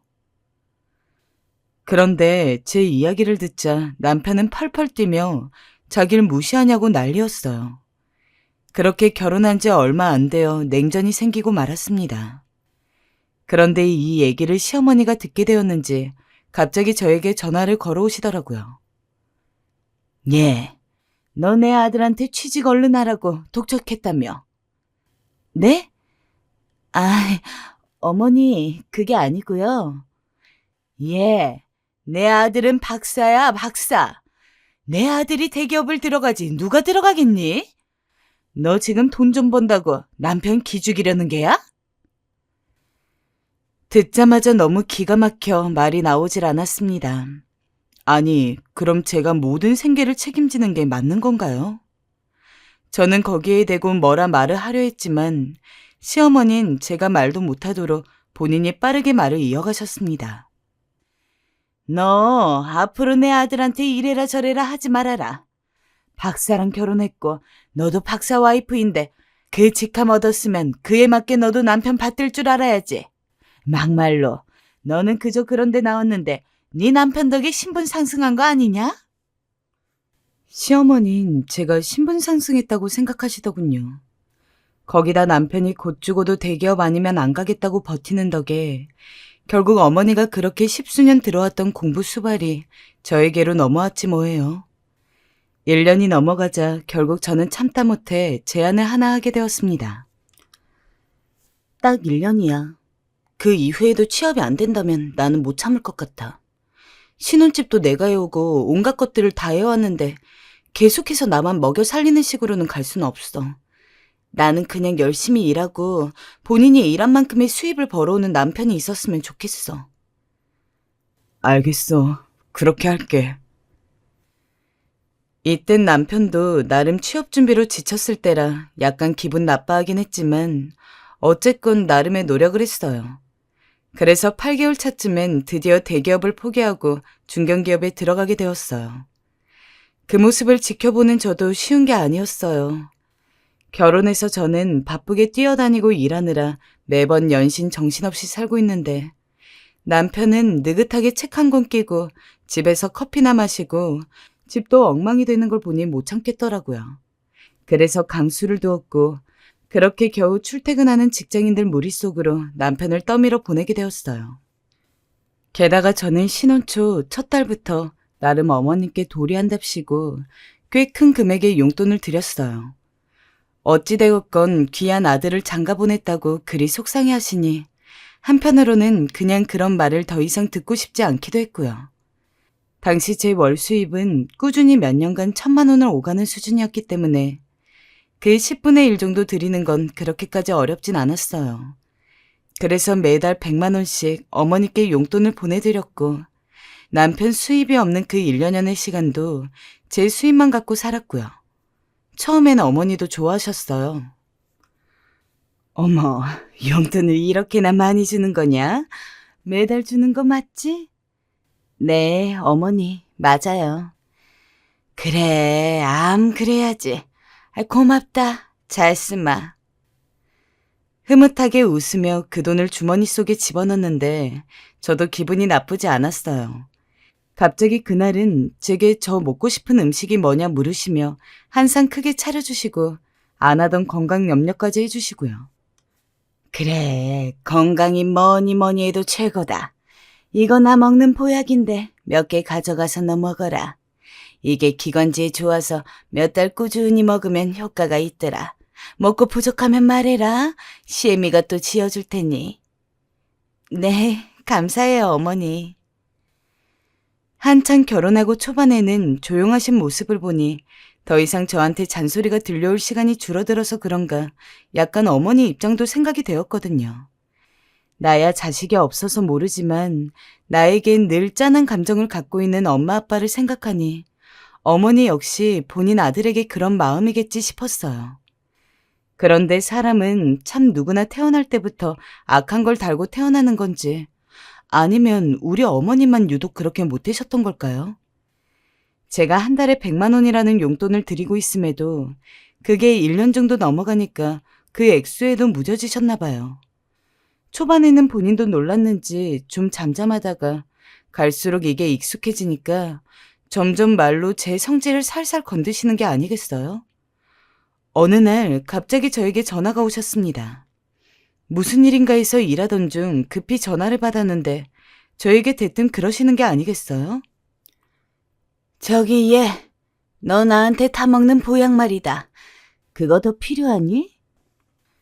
처음엔 제 생각해서 보약 지어주시겠다고 온 전화인 줄로만 알았어요. 그래서 감사하다며 더 필요하다 했더니 어머니 말이 가히 상상을 뛰어넘으시더라고요. 그래, 그럼 입금해라, 내 계좌로. 네?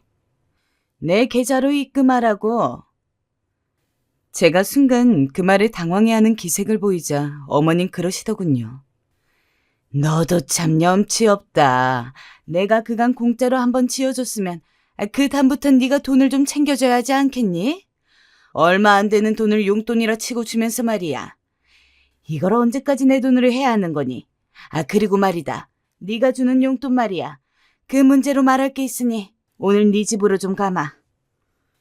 졸지에 전화 한 통으로 저는 갑자기 시애미에게 용돈 몇 푼 안 주고 보약 짓게 한 며느리가 되었습니다. 어이가 없어 얼떨떨해 있는데 지나가는 직원이 제 표정을 보고 무슨 일이냐고 묻더라고요.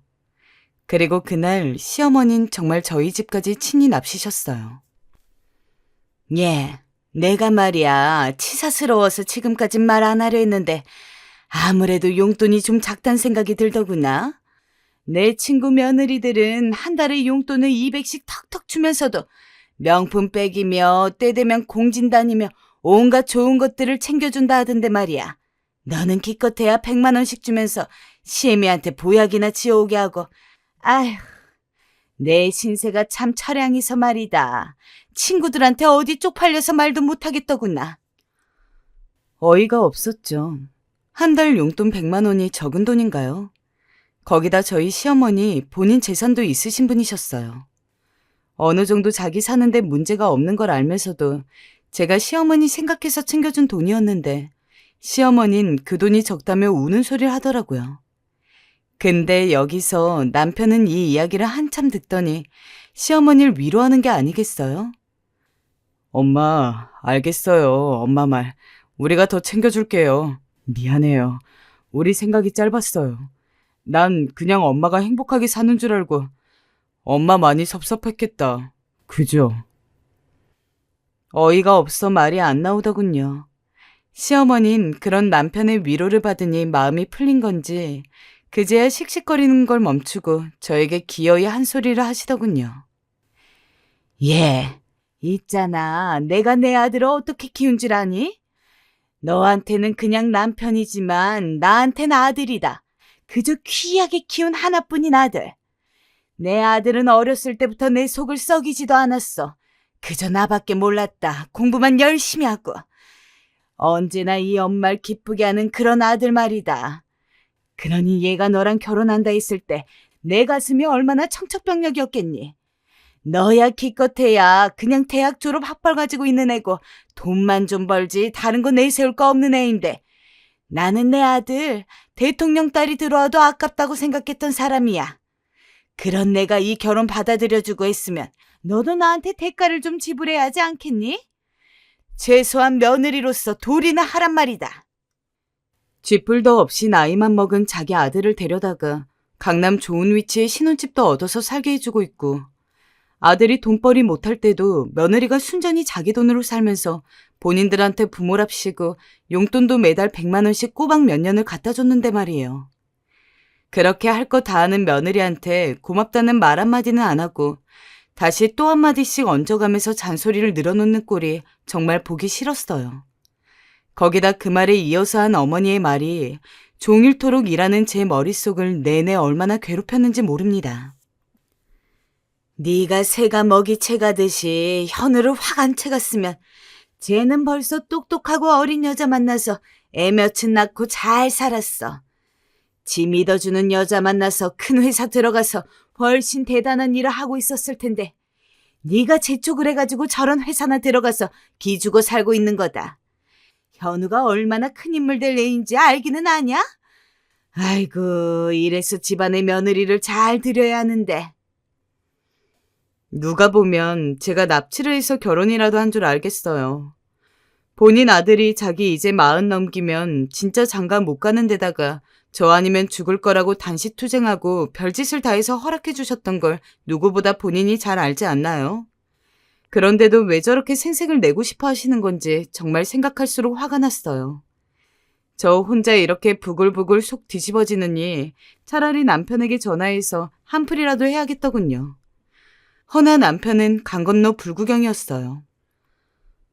우리 엄마가 그냥 하신 말이야. 악의 없이 한 말이니 너무 깊게 받아들이지 마. 여보, 당신이 우리 엄마한테 이런 말 들었다고 생각해봐. 어떻게 이 말을 그냥 지나칠 수 있겠어? 제발 당신이 중간에 나서서 나한테 그만하라고 말이라도 제대로 해봐. 너도 참 예민하다. 뭘 그러냐 또. 하여튼 알겠어. 내가 엄마한테 말할 테니 화 풀어. 그만. 남편이 남의 편이라더니 진짜 그 말이 딱 맞더라고요. 연애 전까진 어떻게든 제 비위 맞춰주며 살살 달래주던 한 사람이 자기 엄마 일엔 확 돌변해서 절 예민한 사람이라 몰아가는데 기어이 배신감이 들면서 가슴에 화병이 생길 것만 같았습니다. 이래서 사람들이 늦은 나이에도 황혼 이혼이라는 걸 하는구나 싶어 새삼 그런 사람들을 이상하게 봤던 제 자신을 반성하게 되더군요. 그런데 그러다가도 남편은 이혼이라도 당할까봐 무서웠던 건지 제 엄마 편을 들다가도 고개를 바짝 낮추고 엎드려서 미안하다고 하고 돌아오는 길에 우리 샵 앞에 기다렸다가 직원들 간식도 넣어주고 하더라고요. 그래서 저도 그럭저럭 그때만 확 화풀이하고 잊어버리게 되었어요. 다른 사람도 이렇게 살겠거니 결혼이 원래 힘든 거겠거니 하고 말이죠. 아, 물론 용돈은 20만 원 올려드렸어요. 20만 원이 적다고 입이 대빨 나오긴 했지만 저도 그 이상은 주기 싫었어요. 엄마, 이 사람도 요즘 힘들어요. 그러니 그냥 그 돈 받으시고 화 푸세요. 남편이 이렇게 시어머니를 달래기 망정이지 안 그랬다면 계속 저에게 돈 달라 난리를 치셨을 거예요. 다행히 남편이 중재해 용돈 문제는 마무리를 할 수 있었죠. 사실 이런 부분에서 별다른 중재가 어디 있겠어요. 자기 엄마를 바꿀 수 없다면 와이프 편이라도 잘 들어주면 되는 거 아니겠나요? 그래서 그렇게 생각하면서 내가 그래도 시어머니 복은 더럽게 없지만 이 남자만 보고 결혼하길 잘했다고 생각했는데 인생은 호락호락한 게 아니더라고요. 이쯤 되면 예상하셨겠지만 제 남편이 사고를 치고 만 거예요. 저는 이 일로 한동안 병원을 다니며 약을 먹어야 할 정도로 골치를 앓았고 내가 그렇게 힘들게 쌓아 올려서 모든 게 다 담겨져 있는 이 사업도 처음으로 좀 쉴까 고민을 하게 되었거든요. 남편이 어느 날 갑자기 회사를 때려친 거예요. 그리고 갑자기 사업을 한다며 사업병에 걸린 거죠. 그것도 저 몰래 물속에서 이루어지던 일이었습니다. 그걸 알게 된 건 남편의 사업이 쫄딱 망해 어마어마한 빚 청구서가 날아왔을 때였고요. 여보, 어떤 사람이 찾아와서 지금 나보고 2억을 내놓으라는데 이게 무슨 말이야? 당신한테 왜 빚이 2억이 있어? 그게 여보, 뭐냐고? 내가 실은 말이야. 당신한테 말 못한 게 있는데. 남편이 우물쭈물 내뱉은 말에 그만 저는 기함을 하고 말았죠. 제가 돈을 안 빌려줄 걸 알자 시어머니에게 돈까지 빌려 사업을 했고 그 와중에 회사 다니는 척을 하기 위해 생활비도 갖다 준 겁니다. 한마디로 저를 철저히 속이고 일을 벌이다가 크게 말아먹은 거였죠. 남편이 기존의 회사에 만족하지 못하는 건 알고 있었습니다. 남편은 항상 이런 말을 반복하곤 했거든요. 나는 이런 곳에 있을 사람이 아니야. 더 대단한 곳에 가 있어야 할 사람인데 내가 지금 내 재능 썩히고 뭐 하는 짓인지 모르겠단 말이야. 그럴 때면 저는 잘하고 있다고 지금 이 정도 회사에서 돈 버는 것만으로도 훌륭한 일이라고 어떻게든 남편을 추켜 세워줬어요. 그렇게라도 해야 남편이 다니던 회사를 때려칠 것 같지 않았거든요. 근데 애초에 그런 노력조차 하지 말았어야 하나 봐요. 남편은 빚을 지고 와 저에게 갚아달라 하더군요. 그러면서 하는 말이 여보, 나 이번에 한 번 더 하면 잘 할 수 있을 것 같은데 우리 적금 든 거 깨면 안 돼? 우리 엄마도 이제 돈 없단 말이야. 당신 제정신이야? 당신이 무슨 사업이야? 나 속인 거 미안하지도 않아? 정말 얼마나 남편이 한심스럽던지 빚 갚아달라는 것도 모자라 적금 깨어 자기 한 번 더 도와달라 하는데 이 사람이 내가 아는 사람이 맞나 싶었어요. 절 속인 거에 대한 미안하다는 말은 한마디도 없이 오로지 자기는 대단한 사람이 되어야 한다며 돈 빌려달라 하는 꼴을 보고 있으니 우라통이 터질 것만 같았어요. 그런데 여기에 시어머니도 가세했어요. 예, 그 돈 좀 해줘라. 너 돈 많이 벌잖아. 듣자 아니 니네 가게 이번에 매출이 부쩍 올랐다며. 그 정도면 얘 경제적으로 지원해줘도 되지 않겠니? 너도 알다시피 내 아들은 큰 물에서 놀아야 하는 애야. 그깟 쬐깐한 회사에서 내 능력을 알아주지도 않는다고. 아님, 너 돈 없으면 니네 친정에서라도 달라 하면 안 되겠니? 어머님, 정말 해도 해도 너무하시네요. 박사 아들 귀하게 여겨셨을 땐 그러려니 했어요. 근데 요즘 세상에 박사가 무슨 한두 명인가요? 그리고 제 남편은 제가 아는데 그냥 저 그릇이 맞아요. 원래 다니던 회사에서 일할 그릇이라고요. 제발 어머님도 당신도 그만 현실을 직시하세요. 저도 그날은 화가 나 속에 꾹꾹 담아놨던 말들을 아주 세게 퍼부어 버렸어요. 남편과 시어머니 표정이 순식간에 불그락 푸르락 변했지만 그러건 말건 그냥 집을 나와 친정으로 들어가 버렸어요. 시어머니는 그 와중에도 하루가 멀다 하고 제게 전화를 거셨고 전화를 받지 않으니 문자로 어디 내 박사 아들한테 그런 말을 하냐? 며 길길이 날뛰셨습니다. 그 모습을 보곤 저희 엄마도 기가 차서 할 말을 이러시더라고요. 요즘 세상에 박사가 뭐라고. 정말 니네 시어머니도 단단히 미쳤구나. 하지만 엄만 그래도 이대로 이혼은 좀 안 되겠다 싶으셨는지 좀 달래서 돌려보내려 하더군요. 그렇게 엄마 때문에 다시 집으로 돌아오긴 했지만 솔직히 저와 남편의 사이는 이미 갈라질 대로 갈라져 있었어요. 더 이상 남편과 말도 하지 않았고 서로 필요한 대화 외엔 오가지도 않았어요. 당시 저는 남편이 만든 빚을 다 갚고 일만 하느라 바빴고요. 남편은 뭐 했냐고요? 남편은 그냥 집에서 잠자고 TV 봤습니다. 취직 갈 거야. 할 거라고. 말로는 그렇게 말했지만 딱 봐도 별다른 노력은 하지 않았어요. 그리고 저는 경쟁 업체로부터 소송에 휘말려서 잠깐 피곤한 상태에 있었는데 그래서 안 그래도 좀 예민했었거든요. 그래서 더더욱 신경 쓰지 않았어요. 그러던 어느 날 잘못 맞춰둔 남편의 알람이 연신 울리기에 끌려고 봤는데 핸드폰에 카톡으로 이름 없는 메시지가 와 있더군요. 왠지 모르게 도대체 왜 그랬는지 모르겠지만 저는 그걸 왜 열어서 확인을 해보고 싶었던 걸까요? 남편과 연애를 하고 결혼 생활하는 그때에 이르기까지 저는 한 번도 핸드폰을 체크한 적이 없었거든요. 그날 유독 신경이 쓰여서 가뜩이나 피곤한데도 불구하고 그 창을 열어서 보게 되었는데요. 그 뒤로 제 앞길에는 지옥문이 열리게 되었어요. 처음에는 너무 어리나가서 입 밖으로 아무 소리도 나오지 않았지만 나중엔 정말 뭐에 홀린 듯 메시지를 손으로 쭉쭉 내려가면서 언제부터 남편이 이 메시지 상대 여자와 연락을 했는지 시기가 어느 때인지 보게 되더군요. 저는 이전에도 법적인 문제로 몇 번 불리해졌을 때 그때마다 녹음이나 자료 확보가 중요하다는 걸 알고 있어서 이때 어떻게 대처해야 하는지 알고 있었어요. 그런데 그때는 대상이 남이니 그렇게 당당하게 대처했는데 내 편이라 여겼던 남편이 벌인 일이라고 생각하니 왜 그리 손이 벌벌 떨리고 계속 입이 벌어지는지 억지로 입을 다무느라 온몸에 긴장이 되었어요. 그 자리로 숨을 죽이고 남편 핸드폰을 들고 조용히 베란다로 나가서 남편과 그 여자가 주고받은 메시지를 소리 안 나게 캡처해서 제 핸드폰으로 전송했어요. 그리고 그 내역을 남편 핸드폰으로부터 모두 삭제했고요. 혹시 몰라 사진첩을 뒤져보니 그건 또 뭔가 흔적을 안 남기려 애썼는지 한 장도 없더군요.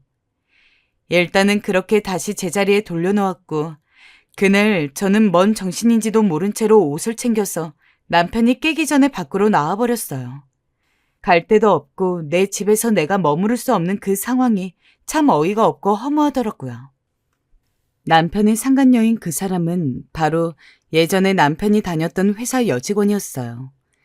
남편이 회사 여직원에 대해서 몇 번 말을 하긴 했지만 남편과 거의 띠동갑이었고 저도 한번 얼굴을 스친 듯이 본 것 같아요. 우리 부부보다 한참 어리고 생기 넘치고 예쁘장한 친구였지만 제가 너무 어수룩했던 걸까요? 남편이랑은 조금도 이성적으로 엮일 일이 있을 거라 상상도 못 해봤었거든요.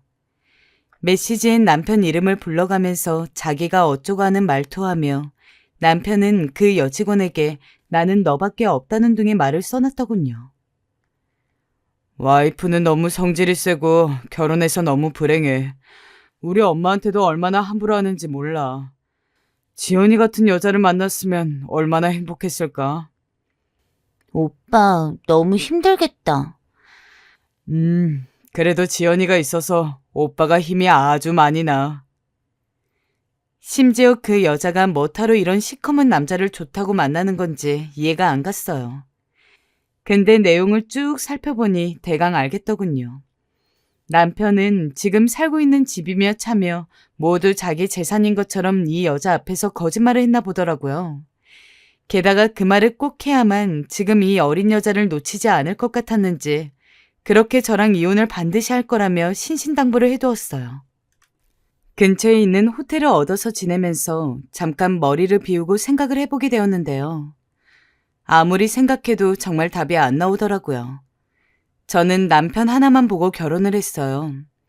여자가 나이 40 되도록 시집 못 간 게 뭐가 그렇게 죽을 죄라서 시어머니한테 만날 때마다 욕을 얻어먹고 집도 해오고 살림도 하고 돈은 돈대로 쓰는 데다가 남편까지 바람을 피는데도 참고 있어야 한단 말인가요?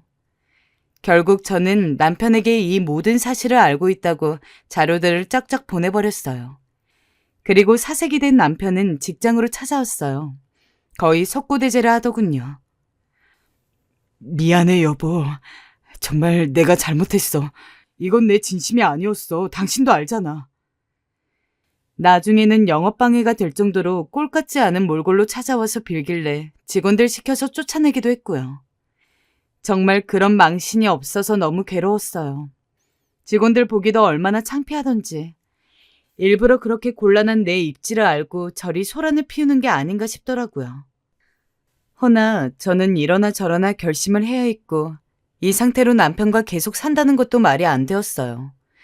제 마음에 크게 자국이 나버린 상처를 제대로 싸맬 수가 없어 괴로운 상태이긴 했지만 그럼에도 일을 정리하고 갈 건 해야겠거기에 저는 이혼을 말하게 되었어요. 더 늦추다가는 제 정신이 정말 이상해질 것 같았고 가뜩이나 송사도 하나 걸려있는데 더 이상 제 인생의 일들을 복잡하게 만들고 싶지 않았습니다. 그렇게 결심하고 내치려는데 남편은 참으로 비겁하게도 그간 못 보았던 온갖 비굴하고 못난 면들을 내보이면서 이리 피하고 저리 피해대는 게 아니겠어요? 기가 막혀서 점점 그간에 남아있던 정도 떨어지려는 판국에 어머니께 용돈 드리는 날이라는 알람이 오더군요. 제가 설정해둔 알람이긴 했지만 그걸 보자마자 피가 거꾸로 솟아서 바로 통장을 막아버렸어요. 그렇게 한 달, 2달 안 들이니 나름 그 돈 가지고 몇 년을 살아왔던 시어머니도 슬슬 반응이 오더군요. 얘, 너 돈 왜 안 주니? 어머니, 저 이 사람과 이혼합니다. 바람나서요. 그랬더니 진짜 이 집안 종자들은 다 똑같은 건지 시어머니는 제 샵을 어찌 알아냈는지 찾아오는 게 아니겠어요. 날도 덥고 가뜩이나 저는 여러모로 예민해져 있는데 찾아와서는 괜한 잔소리와 시비를 거는 것이었어요. 세상에 정말 이제는 완전 저를 가해자로 만드시더군요. 저는 그때 완전히 악에 받쳐 있었고 더 이상 두고 볼 게 없었어요. 너도 그래. 남자가 어쩌다 밖으로 돌 수도 있는 거지. 그걸 갖고 내쫓아? 그러게 내가 너한테 처음부터 뭐라 그랬어. 우리 현우 너무 잡지 말라고. 안 그래도 좋은 여자 만날 수 있는데 네가 잡은 거 아니냐고 그랬잖아. 그렇게 똑똑하고 돈 잘 번다고 과시해놓고선 제 앞길은 생각도 못하고 네가 완전 헛똑똑이지 뭐니? 뭐라고요? 어머니, 지금 말 다 하셨어요? 당장 나가세요. 꼴 보기도 싫으니까 나가시라고요. 그놈의 잘난 아들 키워가지고 저한테 대체 얼마를 해먹었는지 아세요? 그랬더니 어머니가 갑자기 눈에 핏발을 들이세우더니 눈빛이 확 변하더군요. 뭐야? 이 되먹지도 않은 게 진짜! 그랬더니 순간 눈앞에서 번쩍하면서 어머니가 내 뺨을 날렸다는 것을 몇 초 후에 깨달았어요. 너무 놀라 정적이 잃었고 뒤에 지나가던 직원들도 놀라서 쫓아와 어머니를 붙들더군요. 나름 나도 여기서 대표이고 내 직원들이 있는 앞에서 이런 식으로 함부로 군다는 게 정말 참을 수 없었어요. 그래서 저 역시 이성을 잃고 어머니에게 그에 목지 않은 대응을 날렸어요. 바로 가래찜을 한가득 어머니한테 칵 퇴하며 뱉어버렸죠. 그러지 않았다가는 저도 손이고 발이고 뭐고 당장 튀어나올 기세였는데 제 몸이 반응한 건 딱 바로 그거였어요. 침 뱉는 거. 그러고도 난리를 치면 저도 이상은 제어가 안 될 것 같았는데 어머니는 그렇게 머리라도 더 잡을 것처럼 구시더니 제가 뱉은 침에 어이가 없었는지 멍하니 서 계시더군요. 너 어떡해? 저는 그때 왜 그렇게 속에서 악이 오르던지 눈물 콧물을 쏟으면서 내 인생이 너무 한심하고 구역질이 날 것 같아 어머니에게 있는 대로 소리를 지르며 내쫓았습니다. 당장 나가버리고 여기서 꺼져버리라고 말이에요. 저를 얼마나 아들의 종만도 못하게 봤으면 몇 억을 용돈으로 갖다 바치고 아무것도 없는 자기 아들 데리고 사는 며느리에게 와서 저런 말 같지도 않은 소리에 뺨까지 날릴 수 있으세요? 당장 꺼지세요. 당장이요. 안 그럼 경찰 부를 겁니다. 결국 저는 그날 너무 지쳐 탈진해버렸고 어찌어찌 집으로 들어갔는데 한동안 그렇게 이혼을 피해 도망다니던 남편이 집 현관 앞에 서 있더군요. 어째 눈에 살기를 띠고 있는 것이 저도 모르게 섬찟했는데 제 엄마한테 말을 들었는지 저를 보자마자 그 자리에서 제 뺨을 치는 게 아니겠어요? 당신 미쳤어? 저는 정말 멀쩡히 서 있을 정신도 없었고 있는 대로 소리를 질러대서 결국 경비원이며 주변 분들이 다 나오게 되었어요. 그리고 그대로 경찰을 불렀고 이날 매우 지쳐있고 모든 게 다 싫었음에도 불구하고 어머니와 남편을 폭행죄로 신고했어요. 그날 이후로 겨우 저는 이혼을 거치게 되었고 집도 빼버리고 다 내쫓고 다른 곳으로 이사를 왔어요. 모든 근황을 다 듣고 알게 된 제 친정 가족들은 다들 주먹을 불끈 쥐고 있지만 그래도 그냥 너 혼자 살라고 앞으로는 편히 누릴 거 누리면서 살라 하셨어요. 그리고 저도 그 후 누릴 건 누리면 누구보다 잘 살려 무던히 노력해왔어요. 전 남편을 봐서라도 시댁을 봐서라도 그래야겠다는 생각이 번쩍 들더라고요. 그래서 새로 가게를 확장했고 그 후 열심히 일해 떼돈을 거머쥐며 살게 되었습니다. 가끔씩 인생에 대한 허무함도 들고 뺨 맞은 충격도 잊혀지지 않았지만 그래도 어떻게든 아등바등 행복하기 위해 애쓰며 살아왔어요. 그러다 남편과 시어머니 소식을 듣게 된 건 며칠 전이에요. 저희 친정엄마가 웃으시며 제게 말씀을 해주셔서 알게 되었는데요. 글쎄 니 전 남편 또 사업하다 빚져서 그 집안이 아주 풍비박산이 됐다지 뭐니? 내가 이럴 줄 알았다. 너에게 그런 짓 해놓고 찬벌 받을 줄 알았어. 알고 보니 남편이 그놈의 또 박사 타이틀을 잊지 못하고 사업을 하다 망한 모양입니다. 그 얘기를 듣는데 얼마나 고소하던지 새삼 한이 풀리는 기분이 들더라고요. 사실 제 얘기로 힘이 되실 분들이 많을 것 같아 이 사연을 쓰게 됐어요. 저는 요즘 하루하루 날아갈 것 같은 기분으로 살고 있답니다. 악역은 무엇으로도 응징받아야 한다는 당연한 드라마의 결말이 현실에선 실행되지 않을 때가 많잖아요. 근데 저한테 일어난 이 일은 꼭 그와 같은 결말이라 가슴이 참 후련합니다. 여러분들에겐 부디 좋은 일만 생기길 바랍니다.